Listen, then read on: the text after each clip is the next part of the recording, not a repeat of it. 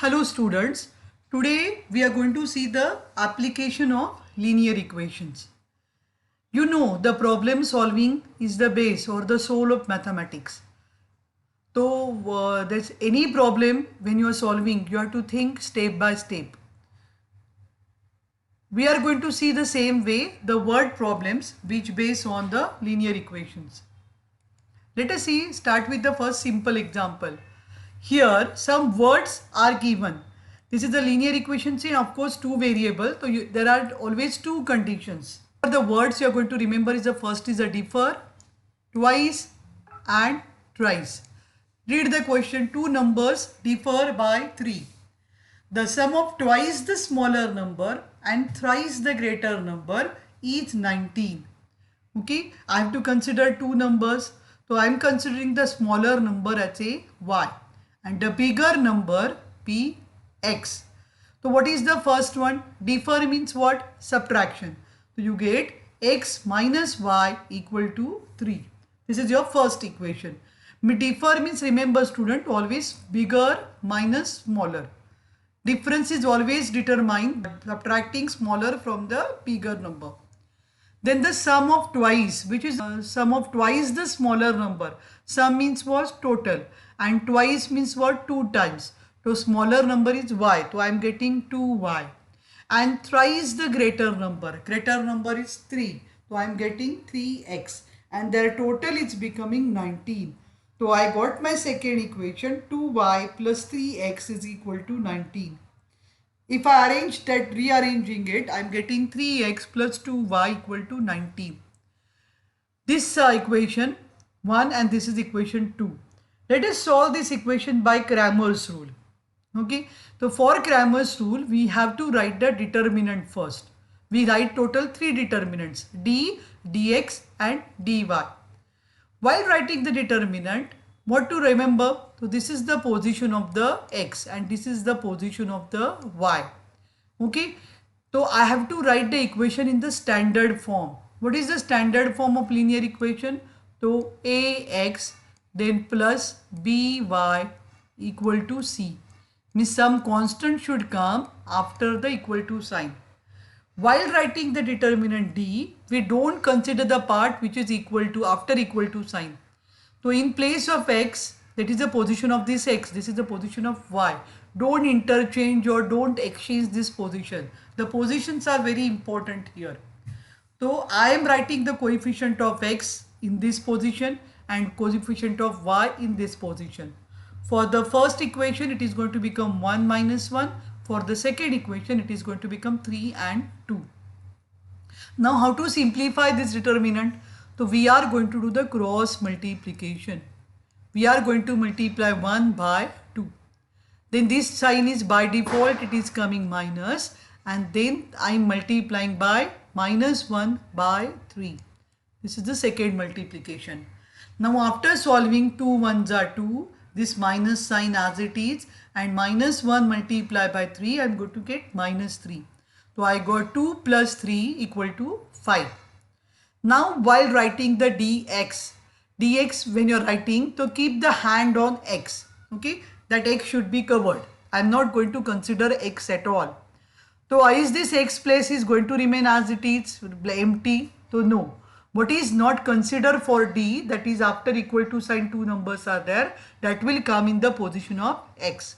So 3 and 19 are going to come in here. And what is the y? So y is not changing as it is, y is going to come minus 1 and 2.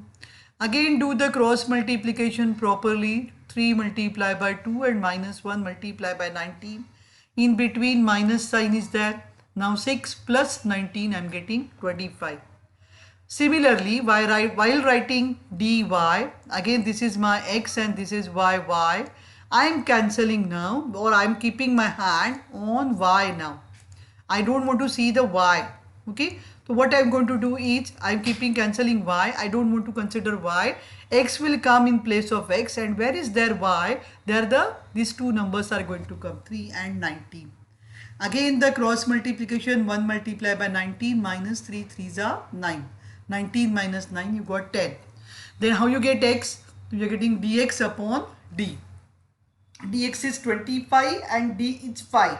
So 25 upon 5, I am getting the answer 5. What is y? So 10 upon 5, that is 2. Now always write the answer in words for the word problem. So the larger number is 5 and the smaller number is 2. Let us see one more example. The sum of father's age. This is about the age problem. When you are solving the age problem, to always consider the present age of the person, not the other age. Okay. So the sum of father's age and twice the age of his son is 70. Again, two conditions are given. This is the first condition. And if we double the age of father and add it to the age of his son, the sum is 95. Find their present ages. Now let us consider the father's present age be x years. Okay, and the son's is y year. Now what is the first condition? Sum means total. The father's age and twice the age of his son. Means age of the son should be double. So I am going to get the equation x plus 2y equal to 70. And what is the second condition? If we double the age of father, now you are going to double the age of father and add the son's age. That is again the sum is given. So 2x plus y equal to 95. Now this equation I am showing you with the different method. And what is that method? Is the elimination method.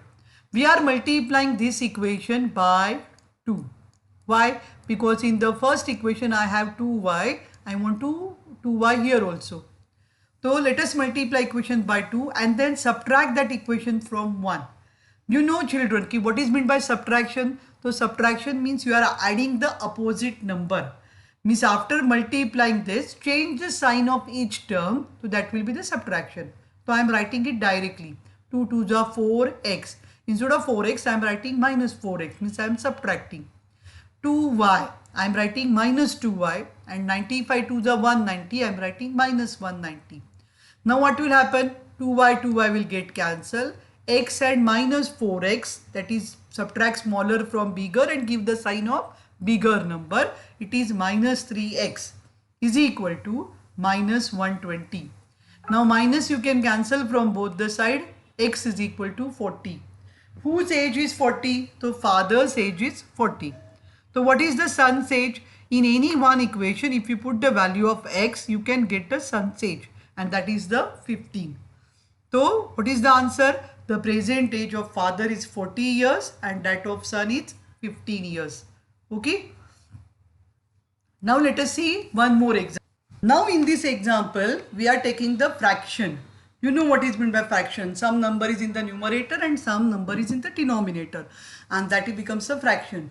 So the denominator of a fraction is 4 more than twice its numerator.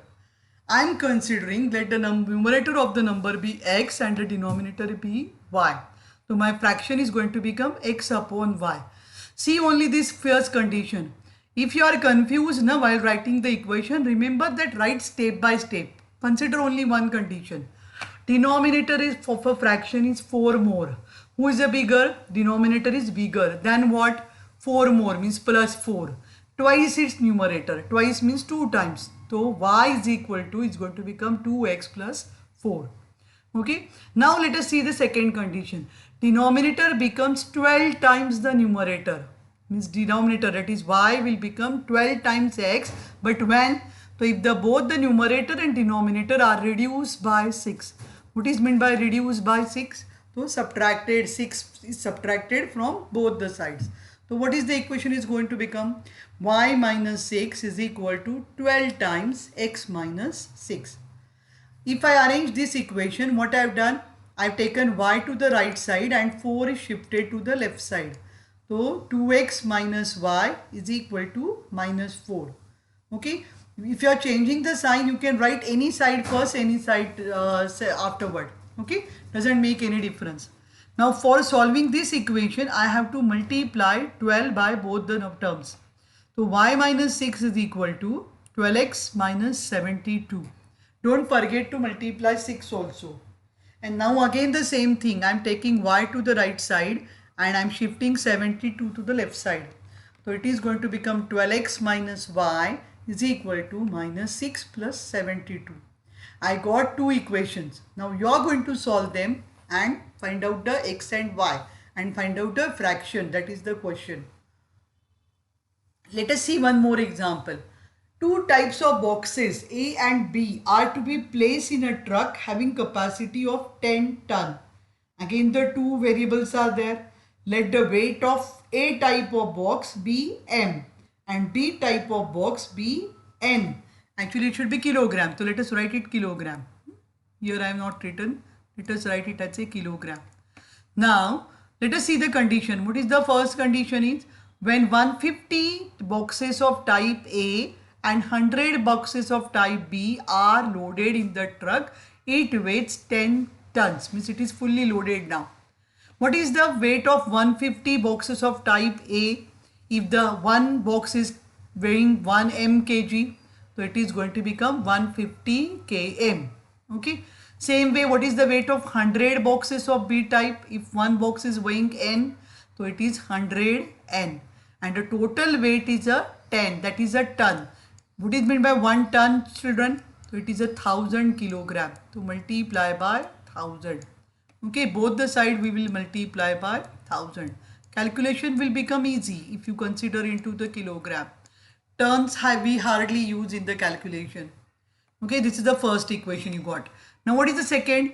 But when 260 boxes of type A are loaded in the truck, it can still accommodate 40 boxes of type B so that it will be fully loaded. Again, fully loaded means it should become to become a 10 ton.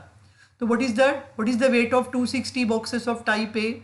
260 m. What is the weight of 40 boxes of type B? 40 n is equal to again 10 ton. Okay, so I got these two equations. You can solve equation by any method. When like this you get the 3 zeros, actually I can cancel 1 0 from all the terms to simplify. My sum is going to get simplified. That is 15m plus 10n equal to 1000. The new equation is going to become. This is the one method. You can't only 1 0. You have to cancel 0 from all the terms. Even not only 0, if the number is coming in 2's table, even this number is coming in 5's table, so you can reduce it further. 5 3 ja m plus 5 2 ja n plus 5 2 ja 10 and then 0. This is the, this is equation. This is my actually reduced equation is going to become, it is equal to sign. Not the, this is the equal to. Okay, got it? If you don't understand, you can solve the upper one only, but it is a reduced form. And even the second equation, can you reduce by 2 or something or what, and then find out the answer. You can solve by any method, doesn't make any difference. Let us see one more example. Actually, it is a activity. That is, this is a rectangle is given. Its length is given 2x plus y plus 8. This length is given 2x plus y plus 8. And this length is given 4x minus y. Okay. Here this breadth is given x plus 4 and this breadth is given 2y, not y. This is given 2y. Okay. Actually here you don't have to consider anything because already x and y variables are given to you. Which property we can use here? So opposite sides of the rectangle are always same, congruent. So we can write directly the equation 2x plus y plus 8 equal to 4x minus y. And then I'll simplify by changing to the right side and all. So I'm getting the equation 2x minus 2y equal to 8. In the previous slide I told you can reduce. If it is 2 divisible, you can divide by 2. So we are getting equation x minus y equal to 4. What is here now? X plus 4 equal to 2y. This is the second condition. So if I arrange it, 2y I am taking to the left side and 4 I am taking to the right side. Okay. Now again this method you can solve with any method. You can multiply, you can do with the Cramer's rule and find out the value of y. Okay. So I am getting y 8. You also can try. By putting y equal to 8 in any one equation you can get the value of x. But the question is to find perimeter and to find out the area. And directly if you multiply this, then also it is okay, doesn't make any difference. Okay, no need to. Or if you find out x and y and then put the values in the question, then also no problem. Solve it with any method. This is the one more question. In a factory, the ratio of salary of skilled and unskilled workers is 5:3. Skilled and unskilled, two variables are given to you. Total salary of one day of both of them is rupees 720. Find daily wages of skilled as well as unskilled workers. Let the salary of skilled worker be X and the salary of unskilled worker be Y. You know what is meant by ratio? So ratio means comparing by division. So you are writing X upon Y equal to 5 upon 3. By cross multiplication you will get 3x is equal to 5y and the equation is going to become 3x minus 5y. This is my mistake. 3x minus 5y equal to 0. It is not plus. Okay, and the second equation is x plus y equal to 720. Correct? Now what is the next one? Again the same way you can multiply this equation by 5 and you can add them, or if you want to solve with the Cramer's rule, go ahead. Okay, but remember this is a minus sign and not plus. So like this you can solve. Now one more sum. This is of the distance, speed and time. Out of 1900 kilometers, Vishal travelled some distance by bus and some by aeroplane. Bus travels with average speed 60 km per hour and average speed of aeroplane is 700 km per hour. It takes 5 hours to complete the journey. Find the distance Vishal travelled by bus. Again two variables are given. Some distance is travelled by bus and some distance is travelled by aeroplane. Total distance travelled is 1900 km. Let the distance travelled by bus be x kilometer and the distance travelled by aeroplane be y kilometer. So what is the first condition? X plus y equal to 1900. That is clear. Now you have the speed something. So let us use the formula for speed. Speed is equal to distance upon time. I have the total journey time. What is the total journey time? 5 hours. So can I write this formula in terms of time? So yes, what is the time is equal to distance upon speed. Means distance traveled, time taken for traveling by bus is going to become x upon 60. Then time taken by aeroplane will become y upon 700 and equal to total time is 5. You got this equation. Now 60 and 700, actually you can do the cross multiplication, but I got here LCM. In the 60 and 700 table, 4200 is coming the first. So I have multiplied that 4200, I have written here down. This equation, this x I have multiplied by 70 and y I have multiplied by 6. And I got this equation down 70x plus 6y equal to 21,000. Okay, and now again same way you can solve this. This is the one equation, this is the second equation. You can solve them and find out the values of x and y, that is distance travelled by bus